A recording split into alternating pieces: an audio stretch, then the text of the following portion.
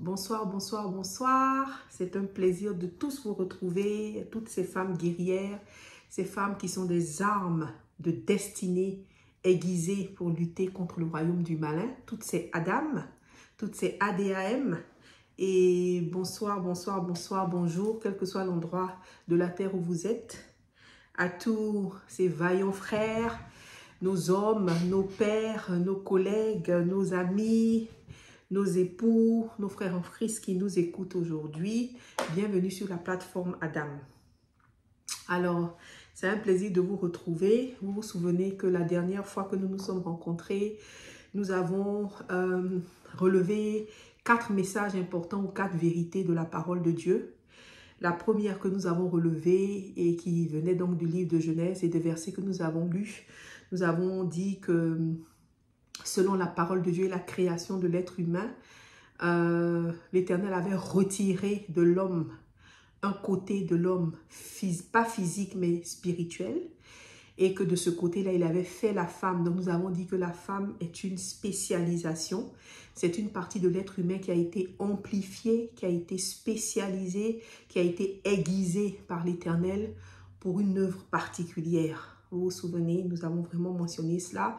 Et donc, la femme peut sembler avoir un élément d'excès ou d'exagération dans sa façon de se comporter, mais c'est parce qu'elle est spécialisée, qu'elle est aiguisée et que c'est une décision mûrement réfléchie que l'Éternel a prise en spécialisant, en aiguisant, en amplifiant certaines caractéristiques de l'être humain qu'il a retirées de chez l'homme, d'un côté, d'accord, de l'être humain. Et nous avons dit que nous allons essayer d'étudier quelles sont ces caractéristiques propres à la femme qui en fait sont un atout extraordinaire pour elle dans la guerre de la fin des temps dans lesquels nous sommes en ce moment. Nous avons relevé un deuxième message important. Nous avons dit que l'intelligence, c'est de pouvoir réaliser que la femme est un élément, un instrument de destruction pour le royaume du diable. Et c'est comme ça que le diable a compris que c'est elle qu'il fallait attaquer. Il a compris que c'est elle qu'il faille qu'il neutralise ou qu'il désactive. Et que depuis des générations, c'est ce que le diable a essayé de faire, de désactiver l'arme qui est la femme, essayer de neutraliser l'arme qui est la femme en lui faisant soit ignorer ses capacités ou en les utilisant mal et en ne se focalisant pas sur ces qualités que Dieu lui a données pour vaincre le royaume de l'ennemi. Et nous avons relevé un troisième message où nous avons dit que le Seigneur a clairement dit à cette époque, lorsqu'il a maudit le diable, après que le diable a essayé de tenter l'homme et la femme, Dieu a dit qu'il allait avoir une hostilité toujours entre la femme et le diable. Et il a dit que la femme allait écraser la tête du diable pendant que le diable allait lui mordre le talon.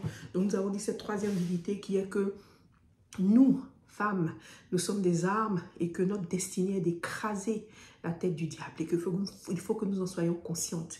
Nous avons parlé de cette troisième vérité. C'est une vérité indéniable, mais pour ce faire, il faut que nous prenions position dans l'armée de Dieu auprès des hommes pour jouer notre rôle. Et finalement, nous avons enfin parlé, en lisant le livre d'Apocalypse, de la fin des temps où le diable, encore une fois, à cette fin des temps, va s'attaquer à la femme, va essayer de s'attaquer à son rejeton, le dragon, et il va essayer de manger l'enfant que la femme va mettre au monde.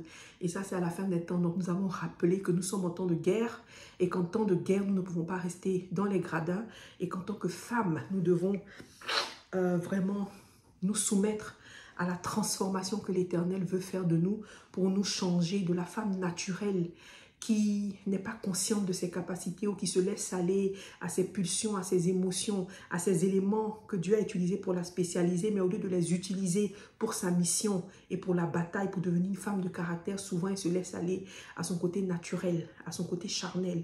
Donc nous avons parlé de l'importance de la femme de passer par ce processus de transformation par le Saint-Esprit. Donc voilà les 4 éléments que nous avons étudiés la dernière fois. Aujourd'hui, je voudrais que nous allions un peu plus profondément pour regarder une femme dans la parole de Dieu qui a été transformée et qui est arrivée à ce stade-là où elle est partie, elle a changé, elle n'était plus une femme naturelle qui se laissait aller par cette spécialisation naturelle ou charnelle, mais elle est vraiment devenue cette femme spécialisée que Dieu veut qu'elle soit. Elle est passée par un processus de transformation. Donc je voudrais qu'on regarde un peu la femme par excellence, qui est vraiment la femme selon le cœur de Dieu, qu'on regarde une partie de sa vie et l'impact qu'elle a eu dans tout le royaume.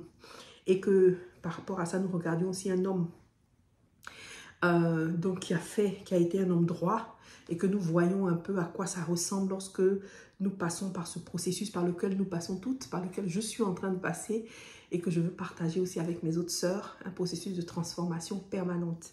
Voilà, mais avant de commencer, je voudrais qu'on puisse louer le Seigneur, qu'on puisse lui donner la gloire qui lui est due, si vous permettez. On ne peut pas commencer à partager la parole sans bénir le roi des rois. Et je voudrais, cette fois-ci, c'est un cantique de louange que j'aime bien, que je voudrais qu'on chante, et qui est de Landry Fouabi, et qu'on le chante et qu'on prie avant de rentrer dans l'étude de ce jour qui est la femme selon le cœur de Dieu. Amen.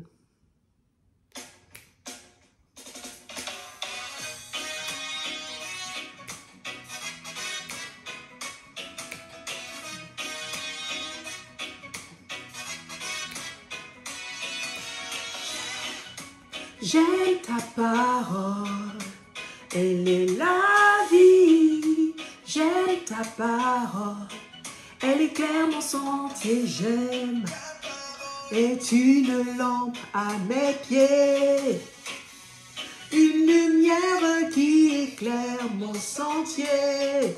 Oh, elle me procure du bonheur chaque jour. Je la serre dans mon cœur pour toujours. J'aime ta parole, elle est ma vie. J'aime ta parole, elle éclaire mon sentier. J'aime ta parole, elle est ma vie. J'aime ta parole, elle éclaire mon sentier. Me rend plus sage que mes ennemis. Toujours avec moi, ô Jésus. Comment rendrai-je mon sentier pur si ce n'est d'après ta parole? Et comment préparer mon futur si je m'en détourne? Oh, oui je l'aime, oui je l'aime. Elle m'apprend davantage à connaître Christ le Messie. Sans ta parole, je ne serai pas ce que je suis. Elle est ma vie et mon espérance.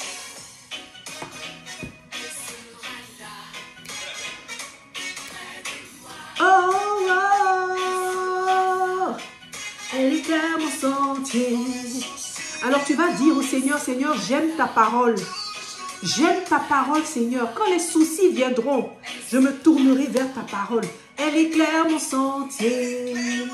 Quand les problèmes viendront, quand des décisions viendront, quand le doute viendra, quand des questionnements viendront, Seigneur, je me tournerai vers ta parole pour trouver la solution.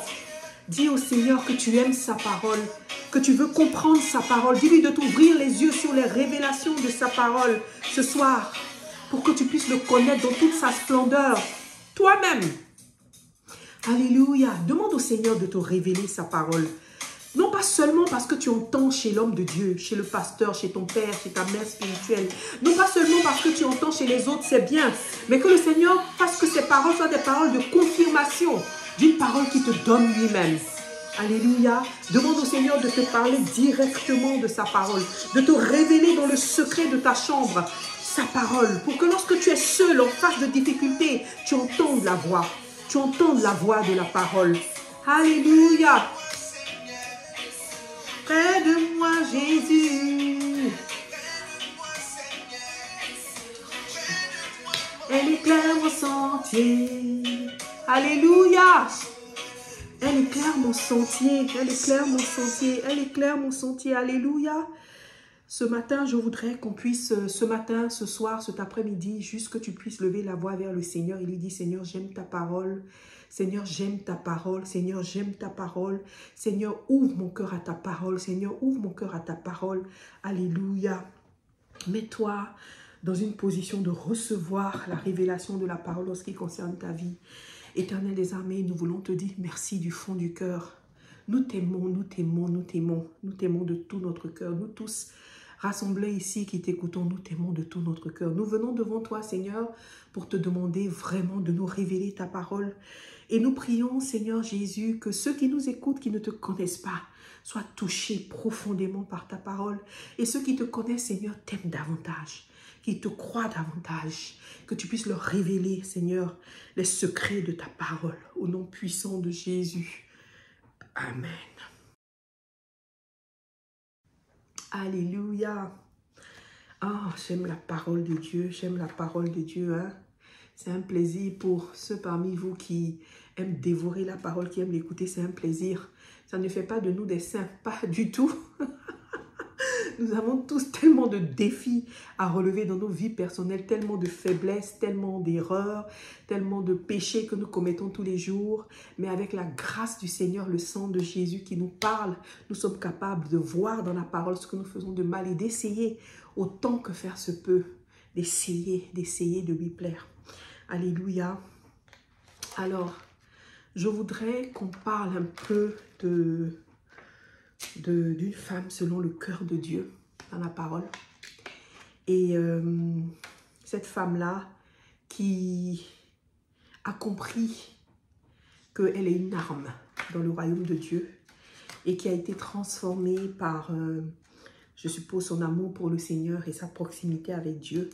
Et dans ses actions, dans ses attitudes, on voit très bien que c'est une femme mûre, qui spécialisée, aiguisée, et qui n'a pas été désactivée ou neutralisée par le diable parce que les capacités qu'elle a de femme, les capacités féminines que Dieu lui a données, elle a su les utiliser vraiment pour combattre le royaume du malin et instaurer le royaume de Dieu.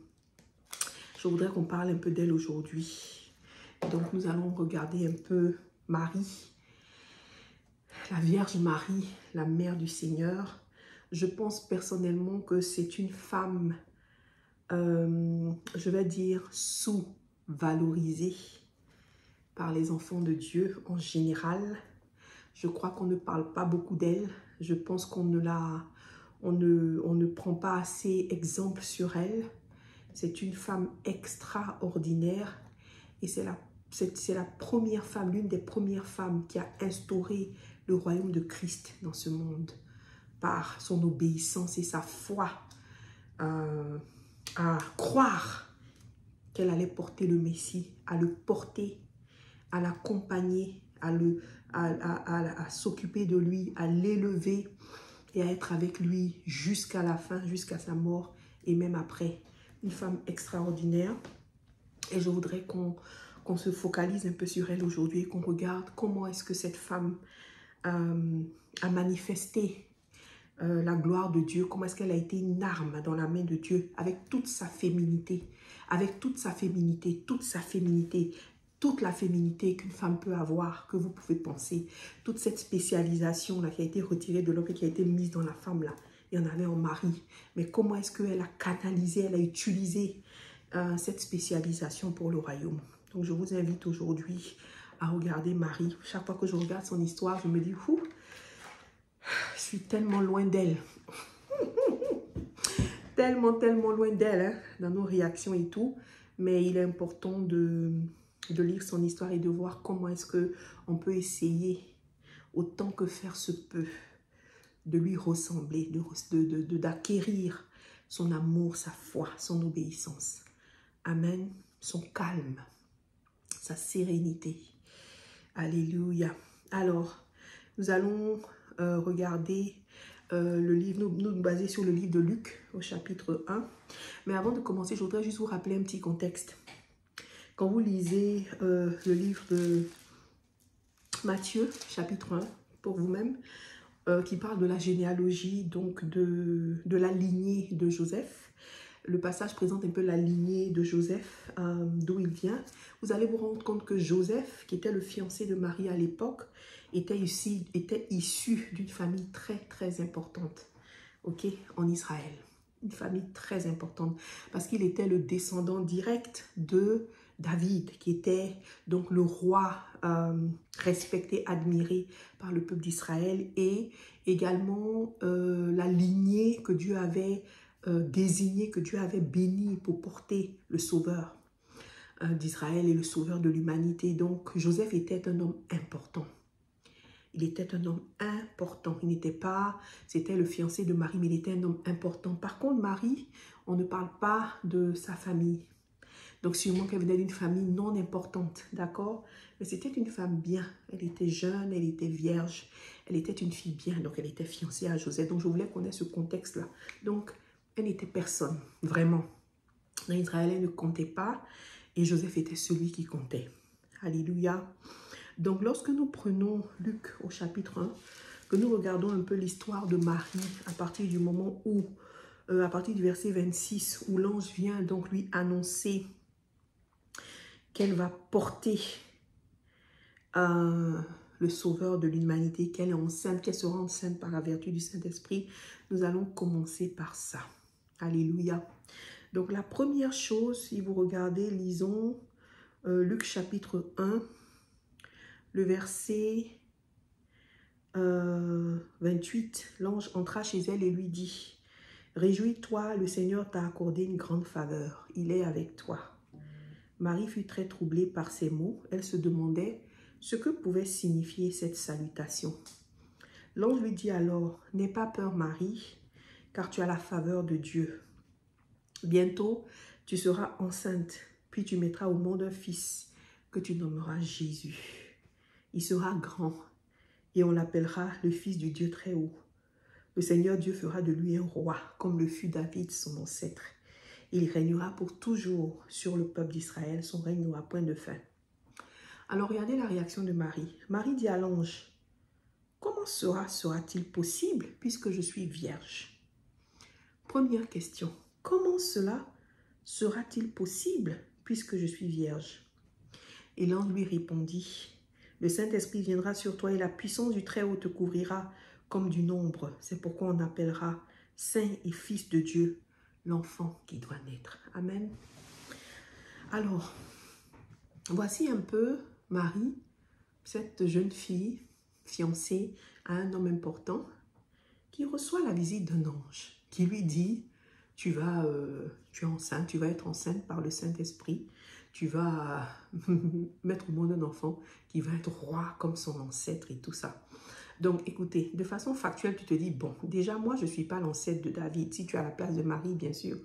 Donc, mon enfant, je ne sais pas comment il peut être ancêtre de David, puisqu'il vient de moi et il n'est pas conçu par Joseph. Et puis, tu te dis, bon, enceinte par le Saint-Esprit, qu'est-ce que ça veut dire et tout ça. Mais la question que Marie pose, c'est, comment cela sera possible, puisque je suis vierge? Donc, ça vous dit déjà que Marie croit à ce que l'ange lui dit. Elle croit. Mais elle veut savoir comment ça va être possible. Donc là, c'est la curiosité de la femme. La femme, un des éléments caractéristiques de la femme, c'est la curiosité. C'est l'envie d'en savoir un peu plus. C'est l'envie de découvrir un peu plus, de comprendre, l'envie de savoir certaines choses. Et nous l'avons toutes. Nous l'avons toutes en amplifié. Nous sommes curieuses de nature. Donc la question que Marie demande à l'ange, c'est mais comment ça va se faire? Comment cela sera possible? Et donc l'ange qui va et qui lui explique comment ça va se faire, il lui explique le processus. Le Saint-Esprit va venir te couvrir comme une ombre au-dessus de toi. Et quand il va te couvrir, c'est comme s'il va donc mettre une semence en toi et tu vas concevoir. Et ça, c'est la curiosité de la femme. Donc Marie ici utilise sa curiosité pour en savoir plus sur l'action de Dieu, pour en savoir plus sur comment Dieu travaille, pour en savoir plus sur le Père. Toute sa curiosité est focalisée dessus. D'accord? Alors, une femme naturelle a la curiosité aussi développée, aussi amplifiée, se focalise sur autre chose. Elle est curieuse pour plein d'autres choses, mais sûrement pas pour connaître plus de Dieu, savoir plus sur les actions de Dieu, comment Dieu travaille. Et ça, c'est le cœur d'une femme qui aime Dieu et qui est passée par un processus de transformation. Donc, Marie demande comment Dieu travaille, c'est ce que j'ai envie de savoir. Elle n'est pas dans d'autres aspects de curiosité. Ah, mais qui est cet ange, d'où il vient? Ah, vraiment, je vais en parler à d'autres personnes, etc., etc. Non, non, non, la première chose qui lui vient, c'est de savoir comment Dieu travaille. Alors, si nous faisons un petit parallèle et nous regardons un peu, on va dire Joseph, parce que Joseph aussi reçoit la visite de l'ange. D'accord? Et l'ange également, enfin la visite dans un rêve, et l'ange également parle à Joseph. Et la rencontre de Joseph avec Dieu se passe donc dans Matthieu, dans le livre de Matthieu. Elle est assez brève, d'accord? Et donc là, on va le lire. Matthieu chapitre 1, verset 18 à 20. On dit, Joseph, le fiancé de Marie. Alors, je vais commencer par le verset 18. Voici dans quelles circonstances Jésus-Christ est né. Marie, sa mère, était fiancée à Joseph. Mais avant qu'ils aient vécu ensemble, elle se trouva enceinte par l'action du Saint-Esprit. Joseph, son fiancé, était un homme droit et ne voulait pas la dénoncer publiquement. Il décida de rompre secrètement ses fiançailles. Amen.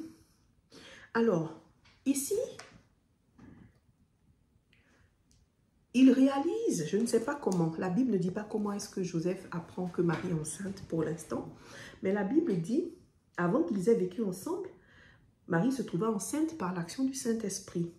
Alors Joseph, en tant qu'homme typique, l'homme typique, il est factuel, il réfléchit sur la base des faits, il n'y a pas de question de quoi que ce soit, donc il réalise que Marie est enceinte. Et qu'est-ce qu'il fait? Donc, il se dit, bon, elle a forcément eu des rapports avec quelqu'un d'autre. Donc, ce que je vais essayer de faire, c'est de rompre. Et comme je suis quelqu'un de droit, je vais essayer de rompre discrètement.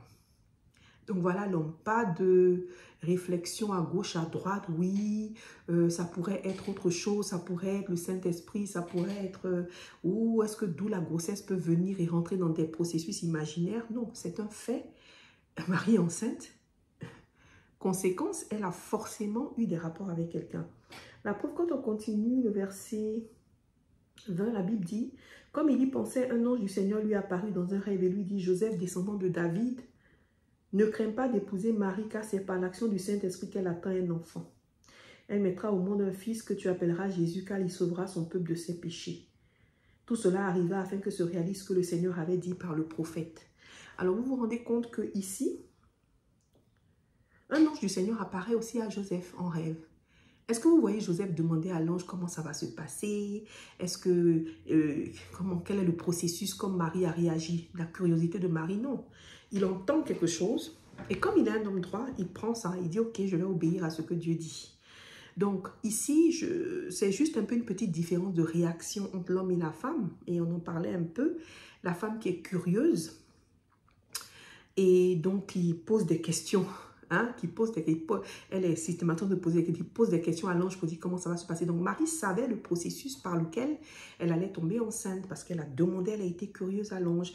Et Joseph pas, parce que c'est pas ce qui est important pour l'homme. Il y a un fait, il y a un problème qu'il faut régler. Il faut trouver une solution à ce problème. Alors le deuxième élément, et donc ça c'est un premier élément de la femme. Et la curiosité de Marie, n'oublie pas, elle l'a utilisée pour en savoir plus sur le royaume. Alors, la question que nous devons nous poser, c'est nous, femmes, qui sont censées être des armes dans le royaume, notre curiosité, nous l'utilisons pour quoi? Pour apprendre plus sur quoi? Sur quel sujet? Et quand le Seigneur nous parle, nous murmure des choses à l'oreille ou dans nos moments intimes ou lorsque nous sommes quelque part, est-ce que nous sommes curieux d'en savoir un peu plus et d'aller vers lui pour dire, Seigneur, qu'est-ce que tu es en train de me dire? Ou bien nous sommes curieuses pour d'autres choses, des choses du monde, des choses matérielles qui n'ont aucune espèce d'importance réelle dans le royaume de Dieu. Nous regardons ensuite la réaction de Marie. Donc nous reprenons donc Luc, toujours le chapitre 1. Et la Bible dit, on va regarder le verset 37 et 38. Alors la Bible dit, Élisabeth, ta parente, attend elle-même un fils malgré son âge. Elle qu'on disait stérile en est maintenant à son 6e mois. car rien n'est impossible à Dieu. Là, c'est l'ange qui parle. Alors Marie dit, je suis la servante du Seigneur, que tout se passe pour moi comme tu l'as dit. Et l'ange la quitta. Amen. Ensuite, au verset 39, la Bible dit, dans les jours qui suivirent, Marie se mit en route et se rendit en hâte dans une localité de la région montagneuse de Judée. Elle entra dans la maison de Zacharie et salua Élisabeth. Au moment où celle-ci entendit la salutation de Marie, l'enfant remua en elle. Élisabeth fut remplie du Saint-Esprit et s'écria d'une voix forte, « Dieu t'a bénie plus que toutes les femmes et sa bénédiction repose sur l'enfant que tu auras. » Amen. Donc, après que l'ange apparaisse à Marie et lui dise, « Marie, tu vas être enceinte par vertu du Saint-Esprit. » Elle croit. Elle croit tout de suite. Elle demande comment ça va se passer. Elle croit. Écoutez, il y a un élément fondamental chez la femme qui est spécialisée et aiguisée. C'est la capacité à l'imaginaire. La femme, il est plus aisé de la femme de croire à des choses extraordinaires que l'homme. Parce que l'imagination de la femme est déjà débordante. L'imagination de la femme est déjà importante, est déjà aiguisée. Donc, il est plus facile pour la femme de croire aux choses extraordinaires. Et vous allez voir que de la même manière que ce sont plus de femmes qui suivaient Jésus-Christ, plus de femmes qui suivent les hommes de Dieu, plus de femmes qui suivent les féticheurs, plus de femmes qui suivent les sectes. Et ça, c'est des statistiques prouvées. Pourquoi? Parce que la femme a plus une propension à l'imaginaire. C'est une de nos caractéristiques de spécialisation. Donc, c'est plus facile pour nous de croire. L'homme de qui une petite partie a été retirée et spécialisée, ça ne veut pas dire qu'il n'a pas, il l'a parce que c'est une partie, c'est un côté, d'accord? Mais c'est plus prononcé chez la femme. L'homme est plus factuel. L'homme est plus factuel. Donc, pour quelqu'un qui est factuel, qui se base sur des faits réels, il est beaucoup plus difficile de croire en l'imaginaire ou de croire en l'extraordinaire que la femme. Donc, là où Marie croit tout de suite qu'elle est enceinte et que du Saint-Esprit, Joseph, lui, parce qu'il craint Dieu, il reçoit la parole de Dieu qui lui dit que ta femme, donc épouse-la, parce que c'est le Saint-Esprit, d'accord? On va lire ça. Matthieu chapitre 1, il dit, la Bible lui dit, le l'ange lui dit, épouse-la, parce que c'est par vertu du Saint-Esprit qu'elle est enceinte. Donc, il dit, ok, je le fais. Mais vous allez vous rendre compte que la Bible dit, Matthieu 1, 24 à 25, quand Joseph se réveilla, il agit comme l'ange du Seigneur lui avait dit, et prit Marie comme épouse. Mais, verset 25, mais, il n'eut pas de relation avec elle, jusqu'à ce qu'elle ait mis au monde son fils, que Joseph appela Jésus. Bien sûr, peut-être qu'il ne voulait pas, il se disait qu'il n'allait pas aller rendre impure ou bien toucher la femme qui portait l'enfant du Saint-Esprit, c'est sûr. Mais la Bible dit, mais, il n'eut pas de relation. C'est-à-dire, j'écoute. Il a écouté ce que Dieu a dit, mais il y a un mais. Mais, bon, Dieu m'a dit, j'ai obéi à ce que Dieu m'a dit, mais cette histoire de Saint-Esprit, la femme est enceinte et tout, je ne sais pas trop. Donc, bon, je vais la laisser dans son côté. Pour l'instant, je l'ai épousée, mais je ne la prends pas comme femme dans mon esprit et dans ma tête pour l'instant, jusqu'à ce que je vois un peu plus clair dans cette affaire. Donc, l'homme, il est factuel. Et la femme a une propension plus à l'humeur. C'est plus facile, plus aisé pour la femme. Alors, c'est là encore où une femme naturelle donc, va se laisser aller à croire plus facilement l'extraordinaire. Et elle peut se laisser aller dans des choses qui sont contraires à Dieu, dans des choses sectaires, des choses du royaume du diable, du fétichisme. Quelquefois même dans la maison de Dieu. Quelquefois même dans la maison de Dieu. Avec des hommes de Dieu en se comportant d'une manière pas très nette. D'accord? Parce que nous aimons bien ça. L'extraordinaire, etc. Mais la femme, selon Dieu, sait faire la différence entre croire et avoir la foi en Dieu et en sa parole plutôt qu'en d'autres choses qui ne sont pas Dieu. Et c'est très important ici. Et la troisième chose qui différencie un peu les deux, qui est la caractéristique de la femme et que Marie avait, c'est que la femme agit beaucoup sur ses intuitions et ses pulsions. La femme, elle va marcher sur ses intuitions et ses pulsions. Et donc, quand elle est femme naturelle ou charnelle, ses intuitions et ses pulsions, elle ne les mûrit pas, elle ne regarde pas et elle avance très impulsive. Quand elle est une femme qui a été transformée, qui sait qu'elle est une arme dans le royaume de Dieu, elle est plus posée, plus réfléchie. Et ses intuitions, ses pulsions, elle les écoute, mais elle sait différencier les impulsions et les intuitions qui lui viennent du Saint-Esprit et les intuitions et les pulsions qui lui viennent de la chair. Alors, vous regardez ici, Vous avez vu dans Luc chapitre 1, la Bible dit que dans les jours qui suivirent, Marie se mit en route pour rencontrer sa sœur Élisabeth. Elle a compris que lorsque l'ange lui a parlé, lui a dit, ah, même ta cousine Élisabeth est enceinte. Elle a compris. Son intuition lui a dit, le Saint-Esprit veut que j'aille voir Élisabeth. Donc elle est partie, elle a suivi son intuition. Elle marche sur l'intuition divine. Elle marche sur l'intuition divine. Et nous allons voir plus tard d'autres femmes dans la parole de Dieu qui ont marché sur des intuitions, mais qui étaient charnelles, pas divines. Donc Marie marche sur son intuition divine. Elle prend, elle pose et puis elle se dit, voici ce que le Seigneur est en train de me dire. Amen. Et donc elle va chez Élisabeth et la Bible dit qu'elle est chez Élisabeth 3 mois. Verset 56, Marie resta avec Élisabeth pendant environ 3 mois. Elle y reste 3 mois où elle se fortifie, elle Élisabeth, elle s'entretienne, elle se fortifie, elle s'encourage, elle prie et elle passe du moment pour fortifier sa grossesse. Amen. Donc ça, c'est vraiment une caractéristique de la femme accomplie, la femme qui devient l'arme dans le royaume de Dieu. Qu'est-ce qu'elle fait? Elle décide de faire la chose qu'elle doit faire. Elle écoute le Saint-Esprit et elle suit sa pulsion spirituelle guidée par le Saint-Esprit. Elle suit son intuition guidée par le Saint-Esprit, pas une intuition charnelle. Dans d'autres cas, on verra que les pulsions et l'intuition de la femme lui dit, ah, je viens de recevoir la visite de l'ange qui me dit que je suis enceinte. Je vais appeler Y, je vais appeler Z, je vais appeler telle copine, je vais leur dire ce qui se passe, je vais leur demander leur point de vue, je vais leur demander de prier pour moi, pour ce que j'ai reçu, ou bien je vais aller courir vers mon mari, vers mon fiancé, je vais le dire à mon pasteur, je vais le dire, etc. C'est des pulsions, elles ne sont pas forcément mauvaises, mais est-ce que ce sont les pulsions et l'intuition que le Saint-Esprit te donne à ce moment T? Quand il te donne une révélation de la sorte sur ta vie, quand il te donne une révélation de mission sur ta famille, quand il te donne une révélation aussi puissante sur le royaume, et il dit que tu vas porter le Messie, est-ce que l'action que tu dois poser sur la base de ton intuition et de tes pulsions, c'est de te lever pour faire X, Y, Z? Donc ce n'est pas l'action en elle-même qui pose problème, mais la question c'est, est-ce que ce que tu es en train de faire, c'est une intuition spirituelle? Est-ce que c'est une pulsion spirituelle qui vient du Saint-Esprit ou c'est une pulsion qui vient de ta chair? Donc Marie, elle, la pulsion, l'intuition qu'elle a ressentie, elle l'a trouvée dans les paroles de l'ange. Elle l'a trouvée dans la parole de Dieu parce que la parole de Dieu lui a dit, tu seras enceinte et même ta cousine Élisabeth est enceinte. Donc c'est dans la parole du Seigneur qu'elle puise son intuition, qu'elle puise sa pulsion et qu'elle agit dessus. Donc dans les jours qui suivent, elle se lève, elle prend ses affaires et elle décide d'aller chez Élisabeth. Et vous vous rendez compte qu'elle est fiancée. Elle s'en va chez Élisabeth 3 mois. Qu'est-ce qu'elle a expliqué à Joseph? Qu'est-ce qu'elle lui a dit qu'elle s'en fait chez Élisabeth pendant 3 mois?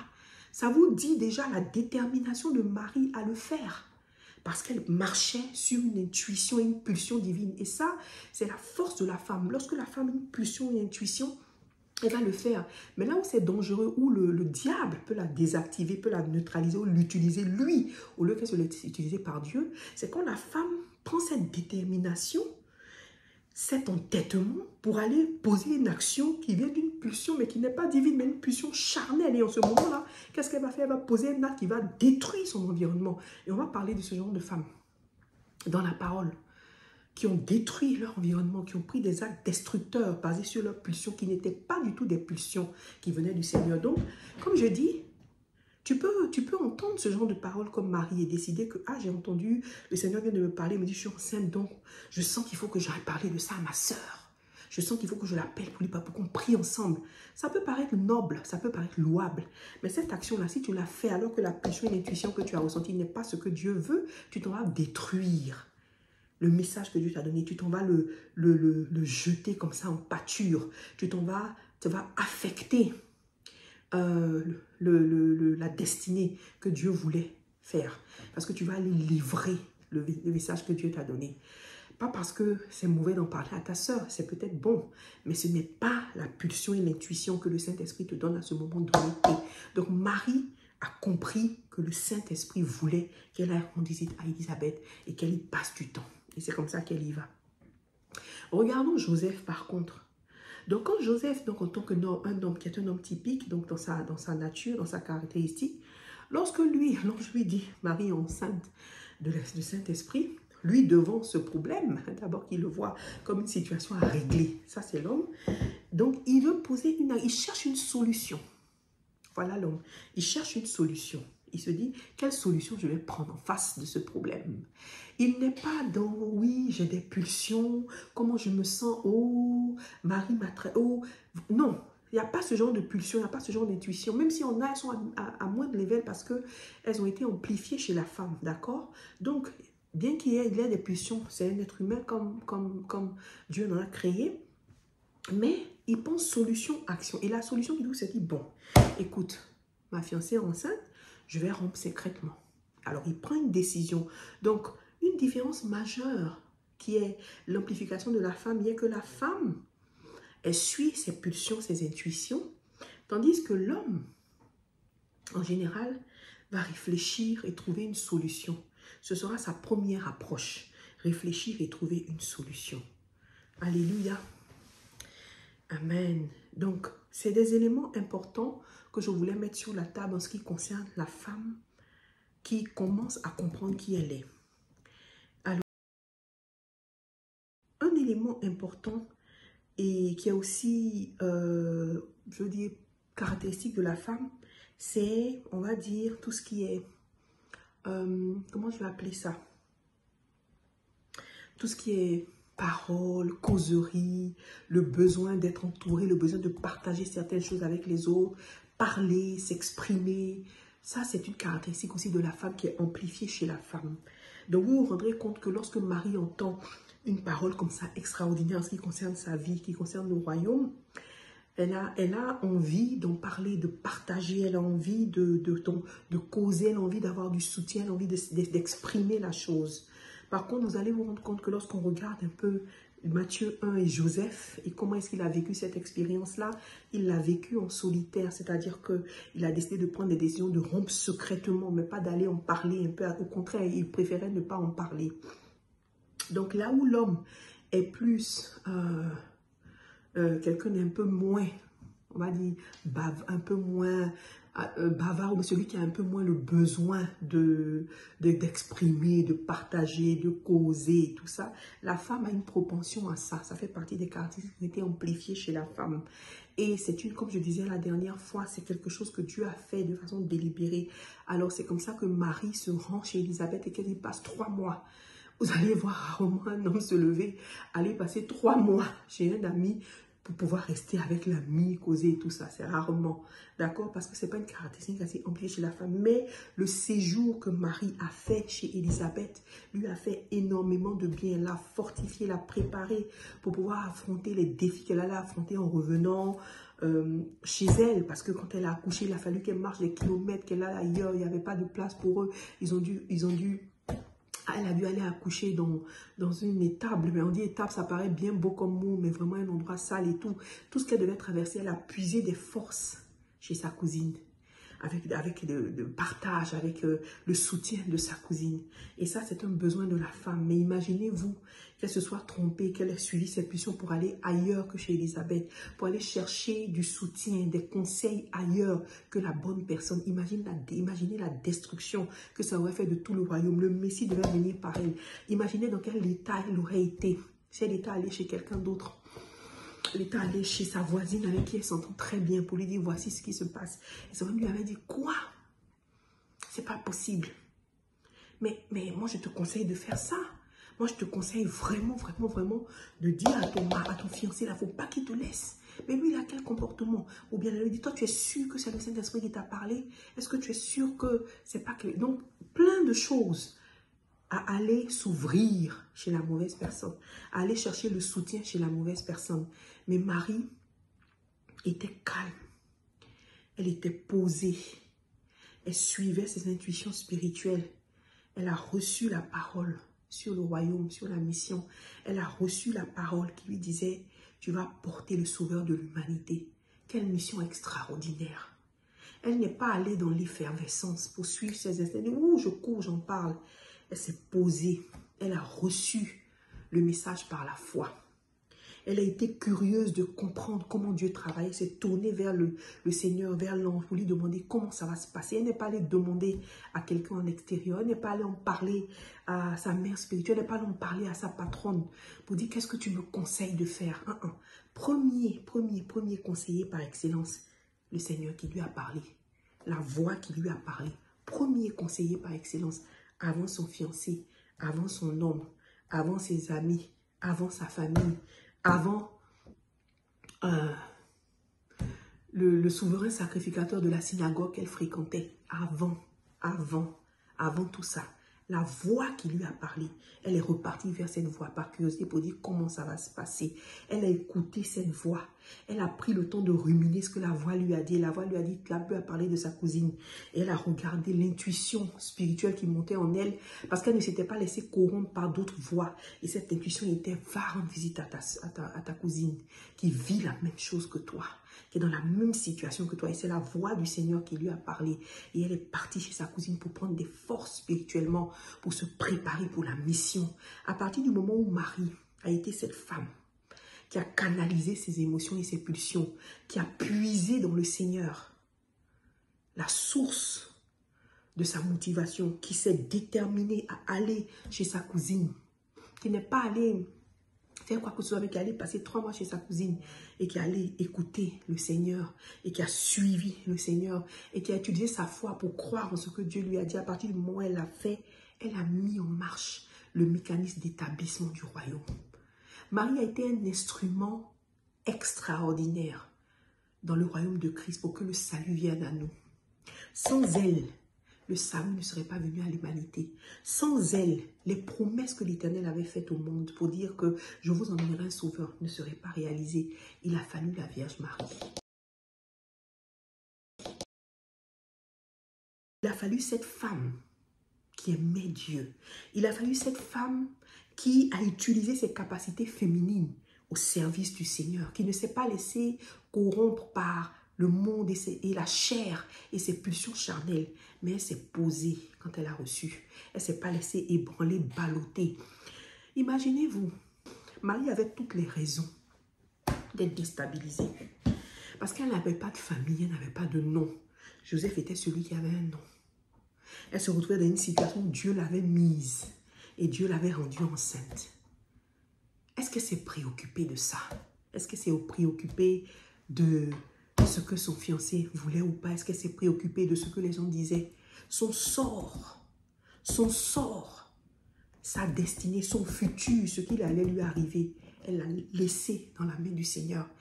Et pour preuve, Dieu a agi parce que c'est lui-même qui allait parler à Joseph. Est-ce qu'on nous a mentionné des disputes entre Joseph et elle ou bien des capacités d'essayer de convaincre Joseph? Joseph, je t'assure, le Seigneur m'a parlé, je peux te prouver. Hein. Viens, je vais te montrer, j'étais assise ici. Est-ce qu'on a vu ces échanges-là? Est-ce qu'on en a parlé? Ça n'a pas existé. Marie s'est levée, elle était focalisée sur une chose. Seigneur, comment ça va se passer? Seigneur, qu'est-ce que je dois faire? Je vais aller rendre visite à ma cousine.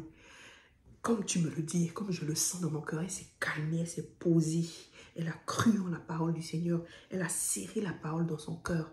Elle a demandé au Seigneur, Seigneur, c'est quoi l'intuition? Seigneur, qu'est-ce que tu me dis de faire? Elle a marché selon cette intuition. Elle ne s'est pas dispersée. Elle n'a pas été ballottée à tout vent par les émotions qui la traversaient. Elle est restée focalisée sur une chose. L'enfant que le Saint-Esprit a mis en moi là, il faut qu'il vienne au monde. Il faut que la volonté de Dieu se fasse. Et la preuve, tout se ressent dans son verset. Je suis la servante du Seigneur. Que tout se passe pour moi, comme tu l'as dit. Je suis la servante du Seigneur. Que tout se passe pour moi, Seigneur, comme tu l'as dit.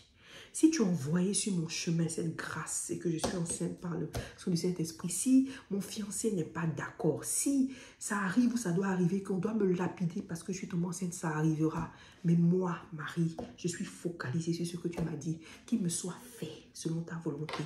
La femme, selon le cœur de Dieu par excellence, spirituelle, qui est une arme dans le royaume de Dieu, elle est focalisée sur la mission.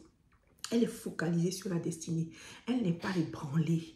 Et vous savez, je suis en train de vous parler comme ça aujourd'hui, mais demain, je subis les mêmes troubles de vague que toutes les femmes. Nous sommes souvent emportés par nos émotions et c'est naturel. C'est tellement naturel et charnel que nous ne nous en rendons pas compte. Donc, ce que nous devons faire, c'est de constamment nous dire, je suis la servante du Seigneur. Je suis la servante du Seigneur. Je suis la servante du Seigneur, préparée pour une mission particulière, qu'il me soit fait selon la volonté. Tout ce qu'il envoie sur mon chemin, Tout ce qu'il envoie sur mon chemin est fait pour m'envoyer dans ma destinée. Seigneur, qu'il me soit fait selon ta volonté. Je n'irai pas parler à gauche, à droite sur la base de à qui je veux parler de ce que je sens. Mon premier conseiller, c'est toi. La voix que j'entends. Mon premier conseiller, c'est ta parole. La parole qui me parle. Celui vers qui je vais aller pour chercher l'intuition, pour chercher l'action à faire. C'est toi, Seigneur. Je vais focaliser ma curiosité sur toi. Je vais focaliser mon envie de partager sur la personne avec qui tu vas me dire de partager. C'est avec cette personne-là que je vais partager. Je vais avoir foi dans ce que toi, tu vas me dire et pas dans ce que d'autres personnes vont me dire. Je vais croire seulement ce que toi, tu vas me dire. Si j'ai une intuition, elle viendra de ce que j'ai entendu de toi. Je ne vais pas me baser sur des intuitions qui viennent d'ailleurs. Je vais m'assurer que toute intuition que je reçois, c'est une intuition spirituelle. Si elle n'est pas spirituelle, je la jette et je continue mon chemin focalisé sur la mission. Alléluia. Donc, Marie était une femme extraordinaire qui nous a montré le chemin. Il y a beaucoup de choses qu'elle a faites. Et si on veut par la suite, là, c'est juste une petite partie de sa vie. On en a pour, je pense, des années. La vie de Marie était extraordinaire, l'attitude de Marie. Et c'est à ça que nous devons arriver. Et c'est difficile. C'est difficile pour la femme. C'est très difficile. Parce que nous sommes conçus avec ces caractéristiques-là, mais souvent, l'impulsion, la curiosité, l'envie de partager, nous fait aller dans tous les sens. Dans tous les sens. Et nous devenons des boules d'émotions. Et c'est là où nous devons nous asseoir et travailler et se demander, Seigneur, calmos. En tant que femme, calmons-nous. Calmons-nous. Lorsque tu reçois la parole ou lorsqu'une situation vient te rencontrer, calmons-nous. Je me parle à moi-même pendant que je vous parle. Je le sens dans mon âme. Je me parle à moi-même et je vous parle aussi. Nous partageons ensemble. Calmons-nous. Apprenons à nous calmer. Revenons vers le Seigneur, vers la voix du Seigneur. Seigneur, qu'est-ce que tu m'as dit? Seigneur, comment tu vas le faire? Seigneur, parle-moi. Comment ça va se passer? Seigneur, à qui je dois en parler? Tu sais que j'ai besoin d'en parler. Tu sais que j'ai besoin de soutien. Seigneur, à qui je dois en parler? À qui je dois en parler? Seigneur, dis-moi. À qui je dois en parler? Parle-moi. Je suis prête à t'entendre. Seigneur, j'ai foi dans ce que tu me dis. Qu'il me soit fait selon ta volonté, Seigneur. Qu'il me soit fait selon la volonté. Et ensuite, on détermine notre esprit comme Marie. On se lève pour poser l'action. Nous allons étudier plus tard comment est-ce que la femme peut poser un acte qui peut être perçu par les autres comme pas le bon dans la société. Mais le Seigneur lui a dit, pose l'acte. Nous allons voir ça dans la parole de Dieu. Comme lorsque Marie s'est levée pour aller chez Isabelle 3 mois, alors qu'elle était fiancée. Amen. Alors qu'elle était fiancée, 3 mois restée là-bas, dans une autre contrée. À cette époque, il n'y avait pas d'avion, il n'y avait pas de téléphone, il n'y avait pas tout ça. 3 mois, elle s'est assise. Dans un contexte où tu es enceinte, on ne sait même pas de qui tu es enceinte. On ne sait même pas de qui tu es enceinte. Tu dis tu es enceinte du Saint-Esprit. Bon, c'est à ce moment-là que tu trouves le moyen de prendre tes bagages et de partir t'asseoir chez ta cousine pendant 3 mois. Tu comptes sur quoi? Tu comptes sur qui? Si ce n'est pas parce que Dieu a mis dans ton cœur une parole sur laquelle tu marches, tu ne peux pas faire ça. Surtout que ta famille n'est pas quelqu'un. Surtout que ta famille n'est pas quelqu'un. Surtout que si on apprend que tu es enceinte là, ce n'est pas bon pour toi. Mais tu te lèves, tu traverses des contrées, tu t'en vas ailleurs, tu t'assois 3 mois. Alléluia. Si ce n'est pas parce que c'est une femme selon le Seigneur, tu ne peux pas le faire. Si ce n'est pas parce que tu sais qu'il y a une mission trop importante rattachée à cette parole, tu ne peux pas le faire. Mais lorsqu'en tant que femme, arme de Dieu, tu reçois une parole qui concerne le royaume et tu sais que c'est une question de guerre entre le royaume du diable et le royaume des cieux et que le Saint-Esprit t'a parlé, tu es entêté, tu es déterminé sur ce que tu as reçu et tu marches là-dessus. Amen. Tu marches là-dessus en tant que femme. Tu attrapes ça et tu cours avec. Ton frère peut ne pas comprendre. Ton collègue peut ne pas comprendre. Ton père peut ne pas comprendre. Ton fiancé peut ne pas comprendre. Ton mari peut ne pas comprendre. Ton fils peut ne pas comprendre. Mais toi, tu as reçu. Tu ne parles pas trop. Tu ne rentres pas dans les disputes, dans les échanges. Tu ne rentres pas dans les réactions émotionnelles. Tu laisses ça à Dieu. Lui qui t'a envoyé la parole, c'est lui qui va parler à l'autre. Tu es calme. Tu marches sur ce que tu as reçu de Dieu. Voici la femme. Voici la femme transformée qui passe de la femme charnelle à la femme spirituelle. Alléluia. Je voudrais qu'on s'arrête là aujourd'hui et qu'on essaie de méditer sur cette parole. Si tu es un homme que tu nous écoutes, sache que tu es factuel. Tu es orienté vers les solutions. Mais comprends que l'être qui est à côté de toi, que ce soit ta femme, que ce soit